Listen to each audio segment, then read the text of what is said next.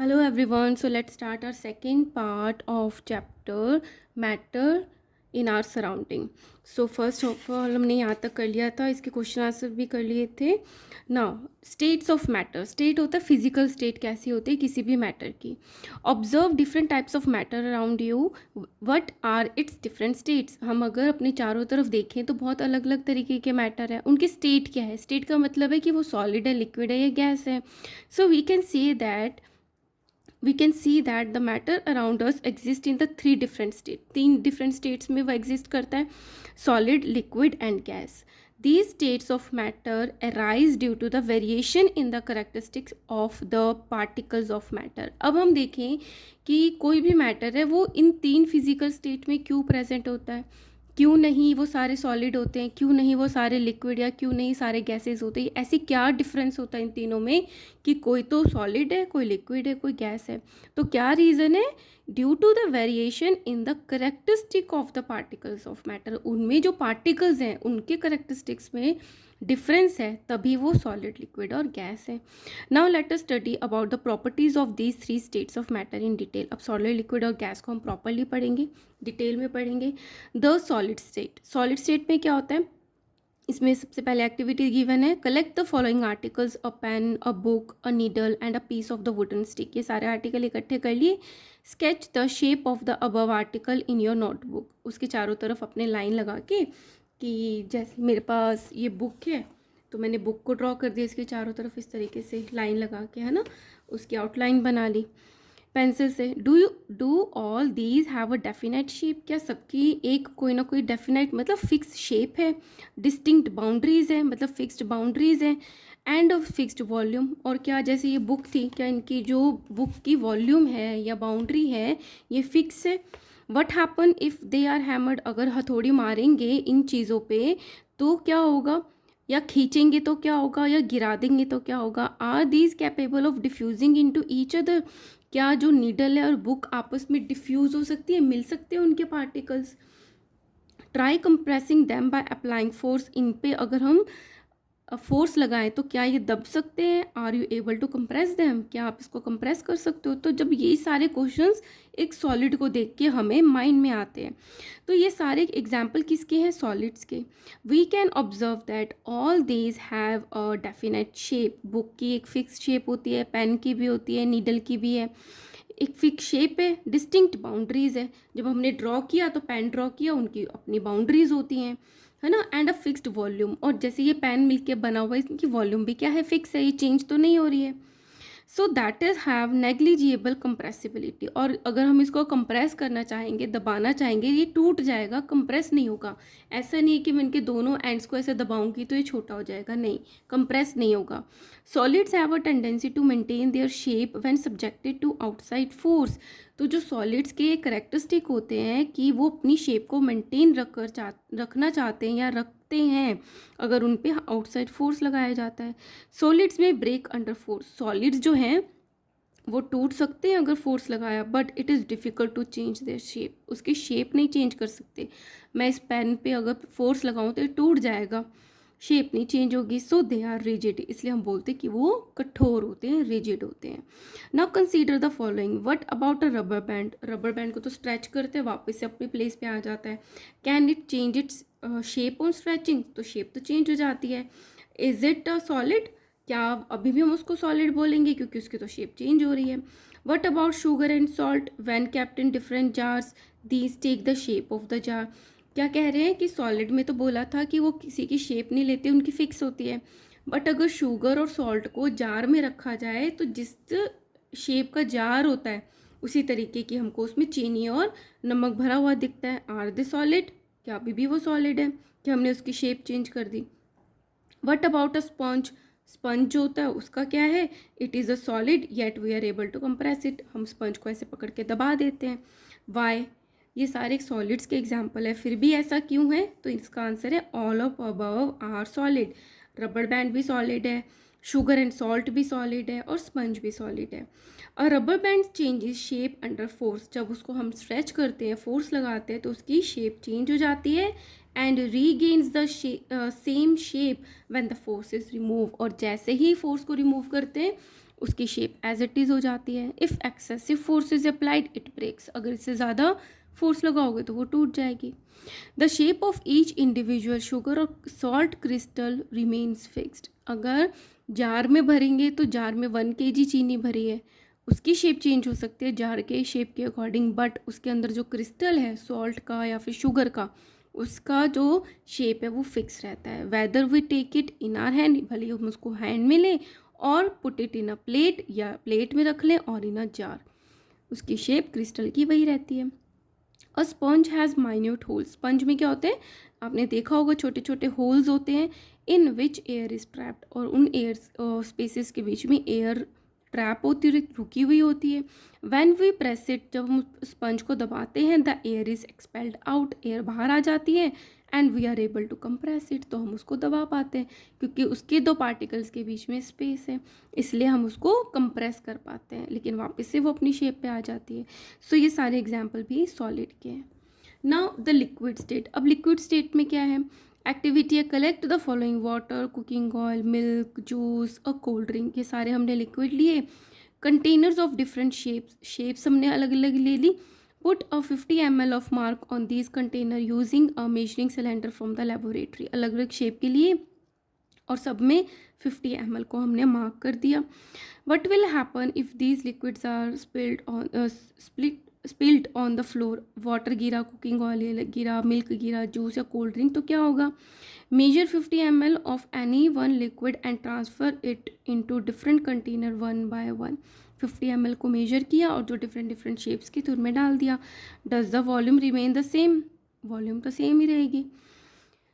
Does the shape of the liquid remain the same, तो jar का जो size है उसी अकॉर्डिंग चेंज हो जाएगा. When you pour the liquid from one container to another does it flow easily, तो वो डिपेंड करता है. जैसे वाटर तो ईजिली गिर जाता है, कुकिंग ऑयल थोड़ा धीरे, मिल्क भी गिर जाता है ईजिली, जूस भी है, कोल्ड ड्रिंक भी है, तो ये डिपेंड करता है उसकी डेंसिटी कितनी है.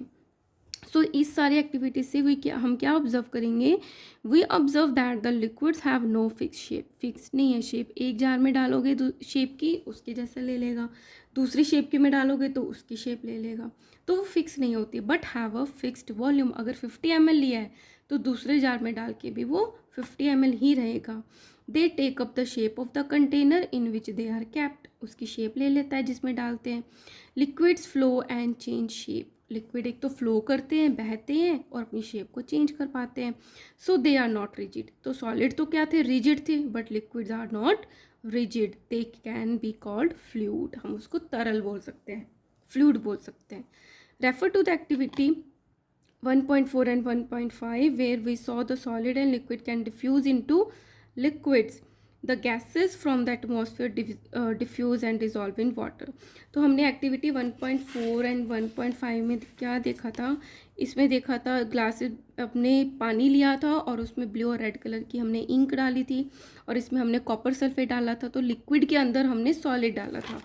तो इन एक्टिविटीज से क्या पता चलता है कि सॉलिड और लिक्विड आपस में डिफ्यूज़ हो सकते हैं, मिल सकते हैं उनके particles. The gases from the atmosphere. और जो एटमॉस्फेयर में गैस है वो डिफ्यूज़ भी हो जाती है और पानी में डिज़ोल्व भी हो सकती है. मतलब पानी में सॉलिड भी डिज़ोल्व हो सकता है, गैस भी डिज़ोल्व हो सकती है. These gases specially oxygen and carbon dioxide are essential for the survival of aquatic animals and plants. इसलिए जो पानी के अंदर रहने वाले एनिमल्स और प्लांट्स होते हैं, तो पानी में जो मिली हुई घुली हुई ऑक्सीजन होती है उसी से ही वो जिंदा रह पाते हैं. ठीक है, तो इसी से पता चलता है कि जो ऑक्सीजन है या कार्बन डाइऑक्साइड, और वो निकालते जो हैं कार्बन डाइऑक्साइड, वो भी पानी में घुल जाती है, तो ये क्या है, डिज़ोल्व हो पाती हैं. So all living creatures need to breathe for survival. सबको ज़िंदा रहने के लिए ब्रीदिंग की ज़रूरत होती है. The aquatic animal can breathe under the water due to the presence of the dissolve oxygen in it. अब कहें कि पानी के अंदर रहने वाले जो क्रिएचर्स है वो कैसे सांस ले पाते हैं, क्योंकि अभी हमने डिस्कस किया पानी के अंदर ऑक्सीजन जो होती है वो डिज़ोल्व होती है. Thus we may conclude that solid, liquid and gases can diffuse into liquids. कि पानी में सॉलिड भी डिफ्यूज़ हो सकता है, लिक्विड भी डिफ्यूज़ हो सकता है और गैस भी डिफ्यूज़ हो सकती है. The rate of the diffusion of liquid is higher than that of solid. कि अगर किसी लिक्विड में लिक्विड घोलेंगे तो वो जल्दी घुल जाएगा as compare to the solids. और ऐसा क्यों होता है? This is due to the fact that in the liquid state particles move freely and have a greater space between each other as compare to the particles in the solid state, क्योंकि liquids के बीच में जो particles होते हैं उनमें ज़्यादा space होती है as compare to the solid state. Now come to the gaseous state. Gaseous state, have you ever observed a balloon seller filling a large number of balloons from a single cylinder of gas? कि cylinder तो इतना सा होता है फिर भी वो इतने सारे बलून्स को फुला लेता है. Inquire from him how many balloons is he able to fill from any cylinder, from one cylinder. कि आप कभी ये पूछना, कोई आपको मिले बलून सेलर, कि एक सिलेंडर से आप कितने बलून को फुला लेते हो. Ask him which gas does he have in the cylinder, और ये भी पूछना कि उसके सिलेंडर में कौन सी गैस होती है. Right. So activity 1.11, take 300 ml syringes and close their nozzles by rubber corks as shown in figure 1.4. तो 1.4 में आपने एक सिरिंज लिया और उसका जो टिप है जहाँ पे नीडल लगती है वहाँ पे आपने रबर का कॉर्क लगा दिया ताकि एयर ना पास हो. Remove the piston from all the syringes, pistons को आपने हटा दिया पीछे से. जो प्रेस होता है ना, जो इस तरीके से प्रेस करते हैं हम, वो पिस्टन होता है, वो रिमूव कर दिया. लीविंग वन सिरिंज अनटच्ड, एक सिरिंज को मतलब अलग रख दिया, नहीं छुआ. Fill water in the second, दूसरे में हमने पानी भर दिया. And pieces of chalk in the third, और तीसरे में हमने चॉक फिल कर दिया स्पेस में. Insert the piston back into the syringes, और वापस से पीछे से हमने पिस्टन लगा दिया. ठीक है. You may apply some Vaseline on the piston before inserting them into the syringes for the smooth movement. तो जब आप ये पिस्टन डालोगे तो उससे पहले यहाँ पे वैसलीन लगा लोगे तो पिस्टन जो है वो ईजिली ऐसे मूव कर पाता है. So now try to compress the content by pushing the piston in each syringe. एक को खाली रखा था, उसमें गैस है, दूसरे में लिक्विड डाल दिया, तीसरे में सॉलिड चॉक डाल दिया. तो what do you observe, in which case the piston easily pushed in, obviously gas में होगा. What do you infer from your observation, कि लिक्विड में थोड़ा हमें जोर लगाना पड़ा, सॉलिड में तो वो निकलता ही नहीं है, सॉलिड ही होता है. So we have observe that the gases are highly compressible, कि जो गैस होती है उसको हम फोर्स लगा के कंप्रेस कर सकते हैं. ठीक है. As compare to the solid and liquids, the liquified petroleum gas, very important, LPG जो आपके किचन में सिलेंडर होता है उसमें लिक्विफाइड पेट्रोलियम गैस होती है. मतलब जो पेट्रोल की गैस होती है उसको इतना कंप्रेस कर देते हैं कि वो लिक्विड हो जाती है. तो वो आपके सिलेंडर में भरी हुई होती है. That we get in our home for cooking, और the oxygen supply to the hospital in the cylinders is compressed gas. और जो ऑक्सीजन सिलेंडर्स हॉस्पिटल्स में होते हैं वो भी ऑक्सीजन गैस को इतना कंप्रेस कर दिया जाता है कि वो लिक्विड हो जाती है. तो जो ऑक्सीजन सिलेंडर्स होते हैं उसमें भी लिक्विड ऑक्सीजन गैस होती है, compressed natural gas, that is a CNG, is used as fuel these days in vehicle. आजकल CNG गैस भी यूज़ होती है due to its high compressibility, क्योंकि वो बहुत ज़्यादा प्रेस हो पाती है. Large volume of a gas can be compressed into a small cylinder and transported easily. ज़्यादा कंप्रेस करोगे तो ज़्यादा क्वांटिटी सिलेंडर में आ जाएगी और ये बहुत इजीली ट्रांसपोर्ट भी हो पाती है, इसलिए CNG यूज़ करते हैं. We come to know of what is being cooked in the kitchen without even entering there by the smell that reaches our nostril. तो हम क्या होता है, कभी कभी मम्मा खाना बना रही होती है तो भी आप ये गैस कर लेते हो कि क्या बन रहा है. So how does this smell reaches, ये कैसे है, ये हमने पहले भी पढ़ लिया था, है ना. क्या पढ़ा था हमने कि क्यों आती है हमें दूर से जब खाना कुक हो रहा होता है स्मेल, क्योंकि उसमें काइनेटिक एनर्जी इंक्रीज हो जाती है जब टेम्परेचर बढ़ता है, और डिफ्यूजन भी इजीली हो जाता है, तो दूर तक जो उसके पार्टिकल्स हैं वो ट्रैवल करके आ जाते हैं. ठीक है. So the particles of the aroma of the food mix with the particle of the air spread from the kitchen reach us and even farther away. तो जो पार्टिकल्स हैं, जो उसकी स्मेल आ रही है, एरोमा आ रहा है फूड का, वो एयर के पार्टिकल में मिक्स हो जाते हैं और किचन से स्प्रेड होते हुए हमारे तक पहुंचते हैं एंड इवन फार्दर अवे, और हमसे भी दूर तक जा सकते हैं. The smell of the hot cooked food reaches us in second. अगर गर्म खाना है तो हमारे पास सेकेंड्स में पहुंच जाता है. Compare this with the rate of diffusion of the solid and liquid. तो इससे ये पता चलता है कि लिक्विड और जो डिफ्यूजन है वो सॉलिड और लिक्विड में आपस में कैसा होता है, और जो एरोमा है उसका एयर में किस तरीके से होता है. So due to the high speed of the particles and the large space between them, gases show the property of diffusion very fast into another gases. अब क्या है, सॉलिड और लिक्विड की बात करें तो जैसे ये सॉलिड दिखा रखा है, इसमें जो पार्टिकल्स होते हैं पास पास में होते हैं, तो इनके बीच की जो स्पेस होती है वो कम होती है। अब लिक्विड की बात करते हैं, इनके बीच की स्पेस सॉलिड से ज़्यादा होती है। ठीक है।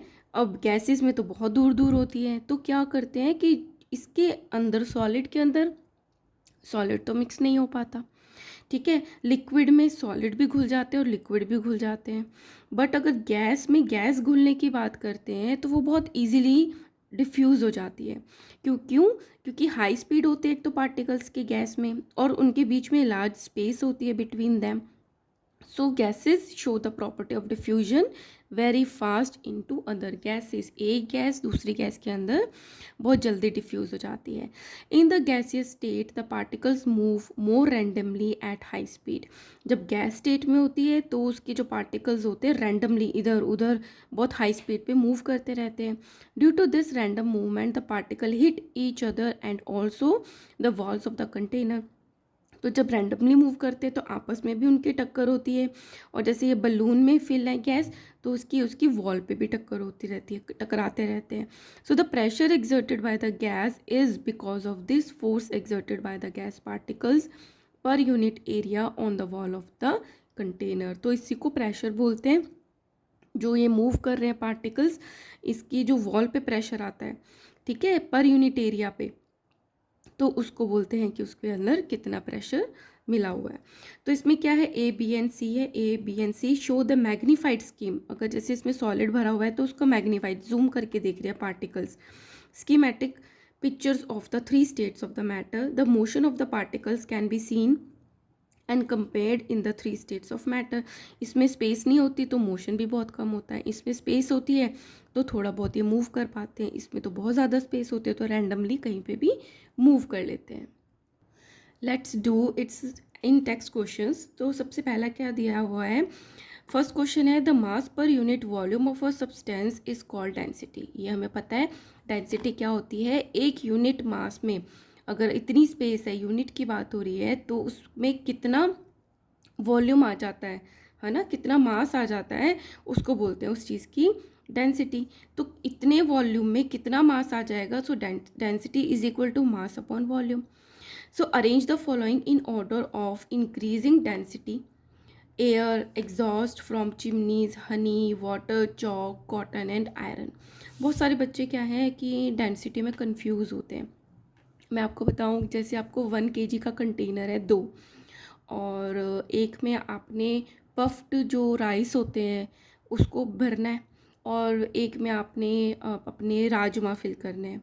तो जो पफ्ड राइस होंगे उसके लिए आपको है दोनों 1 kg, बट पफ्ड राइस के लिए आपको बड़ा कंटेनर लेना पड़ेगा, 1 kg से भी बड़ा, और राजमा के लिए आपको 1 kg इनफ रहेगा।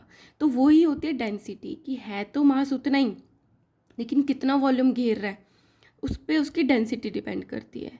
ठीक है। सो मास पर वॉल्यूम, क्योंकि जो डेंसिटी है वो राजमा की ज़्यादा है इसलिए वो कम जगह पे ही 1 kg आ गया, लेकिन डेंसिटी जो है उसकी कम है, वॉल्यूम ज़्यादा है उसकी पफ्ड राइस की, तो उसने ज़्यादा जगह घेरी है। तो इंक्रीजिंग डेंसिटी, जितना सॉलिड होता जाएगा डेंसिटी इंक्रीज होती रहती है। सबसे कम होती है एयर में, then exhaust from chimney air से ज़्यादा होती है, फिर कॉटन की उससे ज़्यादा, then water, then honey, then chalk, और सबसे ज़्यादा होती है आयरन में। सेकेंड है, इसका ए पार्ट है, tablet the differences in the characteristic of the states of matter. 3 states होती है मैटर की, सॉलिड, लिक्विड एंड गैस। उसके जो करेक्टरिस्टिक्स हैं उसको आपको टेबुलेट करना है, मतलब टेबल्स में बताना है। तो ये बहुत ही इंपॉर्टेंट होते हैं। तो फर्स्ट है शेप। सॉलिड की कैसी शेप होती है, फिक्स्ड शेप। लिक्विड की होती है कोई फिक्स्ड शेप नहीं होती, जैसा जार होगा वैसी शेप ले लेता है। गैस की भी कोई फिक्स्ड शेप नहीं होती। Second is volume. Solid has fixed volume, liquid has fixed volume. अगर 50 ml एक कंटेनर में है, दूसरे कंटेनर में डालोगे तो वो भी 50 ml ही रहेगा। Gas no fixed volume, gas की कोई भी फिक्स्ड वॉल्यूम नहीं होती। थर्ड इज रिजिडिटी, कितने हार्ड है वो। Solids are rigid, liquids are not rigid, gas is not rigid. Fluidity, कितना तरल है वो। Can't flow, can flow, can flow. Solid तो फ्लो नहीं हो सकता, लिक्विड फ्लो हो सकता है, गैस भी फ्लो हो सकती है, बह सकती है। थर्ड इज इंटरमॉलिक्यूलर फोर्स, दो मॉलिक्यूल्स के बीच में फोर्स कितना होता है। सॉलिड में मैक्सिमम होता है, लिक्विड में लेस देन सॉलिड होता है, और गैस में वेरी लेस होता है, तभी वो दूर दूर मूव कर पाते हैं। लिक्विड में थोड़ा कम होता है फोर्स ऑफ अट्रैक्शन, तो वो फ्लूइड होता है। इसमें मैक्सिमम होता है तो वो बहुत ज़्यादा टाइट होते हैं। इंटरमॉलिक्यूलर स्पेस, इनके बीच में मॉलिक्यूल्स के बीच में स्पेस बहुत कम होती है, वेरी लेस। लिक्विड में मोर देन सॉलिड्स, गैस में बहुत ज़्यादा होती है, मैक्सिमम। कंप्रेसिबिलिटी, कितना उसको आप कंप्रेस कर सकते हो, दबा सकते हो। सॉलिड्स को नेग्लिजिबल, बहुत कम आप उसको कंप्रेस कर सकते हो। लिक्विड कंप्रेसिबल होते हैं, और जो गैसेस होते हैं वो हाईली कंप्रेसिबल होती हैं। और इसका एग्जांपल हमने पढ़ा था लिक्विफाइड पेट्रोलियम गैस, जो हमारे किचन में सिलेंडर में यूज़ होती है, एंड ऑक्सीजन सिलेंडर्स में यूज़ होती है, ठीक है। So these are the characteristics of 3 states of matter. Now, B part is comment upon the following. What is a rigidity? Rigidity क्या होता है? The tendency of a substance to retain or maintain their shape when subjected to outside force. तो किसी material के ऊपर जब हम कोई फोर्स लगाएंगे और वो मटेरियल अपनी शेप को मेंटेन करके रखना चाहता हो, उसको उस मैटर की रिजिडिटी बोलते हैं, कि रिजिड ज़्यादा है, कम है या नहीं है। तो रिजिडिटी क्या हो गया? Tendency of a substance to retain और maintain their shape when subjected to outside force. Second है कंप्रेसिबिलिटी, कि कंप्रेस कर सकते हैं या नहीं जब उस पर फोर्स लगाएंगे। The matter has intermolecular space, matter में कोई भी मैटर की बात हो रही है उनमें इंटरमॉलिक्यूलर स्पेस होती है। The external force applied on the matter can bring this particle closer, तो जब कोई फोर्स लगाते हैं तो उनके ये जो पार्टिकल्स होते हैं वो पास में आ जाते हैं। This property is called the compressibility. अब स्पेस होगी तो पास में आएंगे, स्पेस नहीं होगी तो कैसे पास में आएंगे। इसलिए सॉलिड कंप्रेस नहीं हो पाते हैं, लिक्विड्स थोड़ा कंप्रेस हो पाते हैं, और गैसेस सबसे ज़्यादा कंप्रेस हो पाती हैं। Gases and liquids are compressible. Third is fluidity, बहना। The tendency of the particles to flow is called the fluidity, कि वो फ्लो कर पाते हैं या नहीं कर पाते, called its fluidity. Liquids and gases can flow. Fourth is filling of a gas container, किसी कंटेनर गैस कंटेनर को फिल करना। Gases have particles which vibrate randomly, ये हमने अभी पढ़ा था। गैसेज में जितने भी पार्टिकल्स होते हैं वो रैंडमली मूव करते रहते हैं in all directions. The gas can fill the container, और जो गैस है उसको हम कंटेनर में फिल कर सकते हैं। Fifth topic is shape. Solids have maximum intermolecular force and definite shape. जो सॉलिड्स होते हैं उनमें क्या होता है, इंटरमॉलिक्यूलर, दो मॉलिक्यूल्स के बीच में फोर्स सबसे ज़्यादा लगता है, तो उसकी जो शेप होते हैं वो डेफिनाइट होते हैं, फिक्स होते हैं, उसको चेंज नहीं कर सकते, वो टूट सकते हैं, चेंज नहीं होते shape. Whereas the liquids and gases takes the shape of container, जबकि जो लिक्विड और गैसेज होते हैं तो जिस कंटेनर में डालते हैं उसकी वो शेप ले लेते हैं। Now sixth is the kinetic energy, the energy processed by particle due to their motion. कोई भी पार्टिकल्स हैं जब वो किसी मोशन में आते हैं, मूवमेंट में आते हैं, तो उनमें जो एनर्जी आती है उसको काइनेटिक एनर्जी कहते हैं। Molecules of gases vibrate randomly, जो गैस के मॉलिक्यूल्स होते हैं वो कहीं पे भी रैंडमली मूव करते रहते हैं as they have maximum kinetic energy. क्यों? क्योंकि उनमें मैक्सिमम काइनेटिक एनर्जी होती है।